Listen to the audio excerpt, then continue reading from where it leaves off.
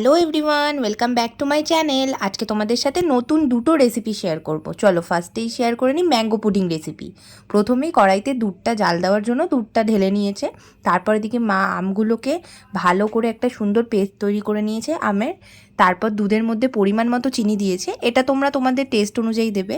যে আর যারা বেশি মিষ্টি খেতে পছন্দ করো তারা একটু বেশিও দিতে পারো। যাই হোক, ওই চিনিটাকে ভালো করে দুধের মধ্যে মিশিয়ে নিয়েছে। তারপর ঠান্ডা করে দুধটা তার মধ্যে আমের মিশ্রণটা দিয়েছে। এবার গরম থাকা অবস্থায় কিন্তু আমের মিশ্রণটা একদমই দেবে না, তাহলে দুধটা কেটে যাওয়ার চান্সেস থাকে। তো ঠান্ডা হওয়ার পর দুধটার মধ্যে আমের মিশ্রণ দিয়ে ভালো করে মিশিয়ে নিয়েছে। আর এদিকে আর একটা ছোটো বাটিতে অল্প পরিমাণে কর্নফ্লাওয়ার দিয়ে সেটাকে দুধের সাথে গুলিয়ে নিচ্ছে। এবার পরিমাণ খুব বেশি দেওয়া যাবে না, কারণ কি খুব ঘন হয়ে যাবে। এটা মোটামুটি একটা পরিমাণের দিয়ে ভালো করে গুলিয়ে নিতে হবে, যাতে কিনা কোনো রকম দানা দানা ভাবটা না থাকে। তো ভালো করে মিশিয়ে নিয়েছি। এদিকে কড়াইতে ওই যেই মিশ্রণটা আম দিয়ে দুধ দিয়ে মিশিয়ে রেখেছিল সেই মিশ্রণটা ভালো করে গরম করে ফুটাতে ফুটাতে তার মধ্যে কর্নফ্লাওয়ারের যে দুধের মধ্যে গোলানোটা ওটা একটাভাবে একদিক থেকে ঘুরিয়ে দিয়ে অল্প অল্প করে নাড়তে হবে। আর একবারে পুরোটা ঢেলে দেবে না, তাহলে মিক্সটা ভালো হবে না। তো অল্প অল্প করে দুবারে দিতে হবে, 2-3 বারে দিতে পারো। তো আবার সেকেন্ড বারেও মা ঢেলে দিল। তারপর এটাকে আবার ভালো করে নাড়বে, যাতে আস্তে আস্তে এটা একটা ঘন ভাব আসে।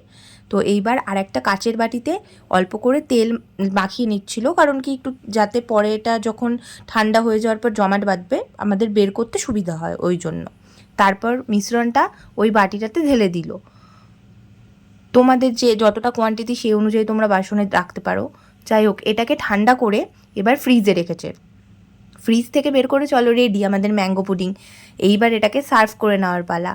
এটাকে সুন্দর করে ঢেলে নিয়েছে, দেখতেই পাচ্ছ কতটা সুন্দর চাকাটা হয়েছে। তো খেতে কিন্তু এটা হেভি হয়েছিল। এবার নেক্সট ভিডিওটা শেয়ার করি। এবার মা দেখাবে রসমালাই রেসিপি। এবার দুধটাকে ছানা কাটানোর জন্য প্রথমে দুধটাকে একটু ভালো করে জাল দিয়ে নিল। এরপর এর মধ্যে লেবুর রস দিয়ে বা ভিনিগার দিয়ে তোমরা ছানা কাটিয়ে নিতে পারো। তো মা দেখো ছানাটা কাটিয়ে নিয়েছে। তো ছানা কাটানোর পর তারপর ছানাটাকে ভালো করে জলটা ঝরানোর জন্য ছাঁকনিতে ছেঁকে নিয়েছে। আর অন্য বাটিতে আর একটা দুধের প্যাকেট জাল দিতে বসিয়ে দিয়েছে। চলো, ছানাটা তো কাটিয়ে রেখেছিল, এবার ছানাটার যে গোল গোল করে সুন্দর করে পাকিয়ে নিতে হবে। ওই জন্য হাতে একটু ঘি লাগিয়ে ভালো করে ছোট ছোট একদম ছোট ছোট আকারে ছানাগুলোকে সুন্দর করে গোল গোল করে একটা একটা করে পাকিয়ে নিচ্ছে। তোমরাও দেখতে থাকো কিভাবে কমপ্লিট করে। অনেকটাই ছোট করতে হচ্ছিল, কারণ কি এটা যখন দুধের মধ্যে দেওয়া হবে তখন অনেকটা বড় হয়ে যাবে। দেখো অলমোস্ট কমপ্লিট, এবার পুরোপুরি কমপ্লিট হয়ে গেছে। এইবার পরের স্টেপের পালা। চলো দেখা যাক পরের স্টেপে কী কী করে। তোমাদেরও ভালো করে দেখিয়ে দিলাম ভিডিওটা।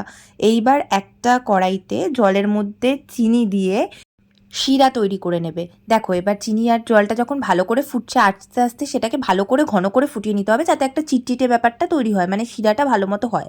তারপর এর মধ্যে এক এক করে রসগোল্লার মতো যে ছোট ছোট বানিয়ে রেখেছিল রসমালাইগুলো, ওগুলো আস্তে আস্তে ভালো করে রসের মধ্যে ছেড়ে দিচ্ছে, যাতে রসগোল্লার মতো হয় এটা। আর এখানেই অনেকটা এটা ভালো হয়ে ফুলে উঠবে, দেখতেই পাবে তোমরা। একে একে পুরো সবগুলো আস্তে আস্তে করে ঢালছে, কারণ একবারে ঢেলে দিলে ভেঙে যেতে পারে, কারণ ছানার গোল্লাগুলো নরম ছিল অনেক। তো যাই হোক, ভালো করে এটা ঢেলে নিচ্ছে দেখো। আর এই টাইমে কিন্তু আঁচটাকে কম করে রাখবে, একদম একদম লোতে দিয়ে রাখবে। তারপর আস্তে আস্তে এটা যখন ফুটে যাচ্ছে দেখতেই পাচ্ছ, গ্যাস বন্ধ করে মা ঢেকে দিয়েছে। অন্যদিকে মা যেই দুধটা ভালো করে জাল দিয়ে রেখেছিল তার মধ্যে একটু গুঁড়ো দুধ মিশালো। গুঁড়ো দুধ দিয়ে কিন্তু সঙ্গে সঙ্গে ভালো করে নাড়তে হবে, নয় কিন্তু দলা পেকে যাওয়ার সম্ভাবনা থাকে। তারপর একটু এলাচ গুঁড়ো করে রেখেছিল, সেই এলাচের গুঁড়োটাও দিয়ে দিল। তারপর ভালো করে ওদিকে ঘন করে ফুটিয়ে নিচ্ছে, যাতে কিনা মালাইটা ভালো মতো হয়। তো এদিকে রসগোল্লার মতোগুলো তো রেডি হয়ে গেল রসগোল্লা। এবার এগুলো কতটা ফুলে বড় হয়ে গেছে তোমরা দেখতেই পাচ্ছ, কালারটাও একটু সুন্দর চেঞ্জ হয়ে গেছে। তো একে একে রসগোল্লাগুলোর মালাইয়ের মধ্যে ঢেলে দিচ্ছে, দেখতেই পাচ্ছ তোমরা কি করে ঢেলে দিল এক এক করে। আর চলো রেডিও হয়ে গেল আমাদের রসমালাই। এটাও খেতে দারুণ হয়েছিল। দুটো রেসিপি তোমাদের কেমন লাগলো অবশ্যই জানিও। ভালো লাগলে লাইক কমেন্ট সাবস্ক্রাইব করে দিও। Tata, bye bye.